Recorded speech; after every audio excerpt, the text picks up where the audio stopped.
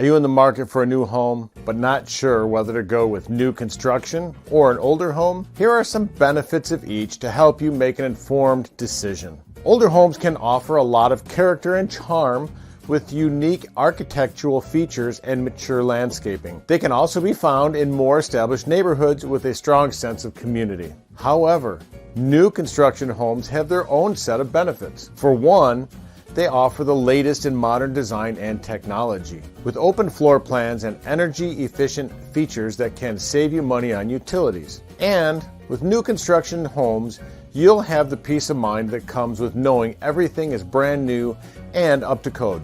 And if you're the first owner of a new construction home, you'll be able to personalize it with your taste and needs without having to deal with the wear and tear of previous owners. So whether you choose a new construction home or an older home, it's important to work with a trusted real estate agent who can guide you through the process and help you find the perfect home for you and your family. If you're ready to start your home search, contact us today to learn more about our available properties and how we can help you find the home of your dreams. I'm Jim Starwalt, leader of the Star Home Team at Better Homes and Gardens Real Estate. Give us a call today.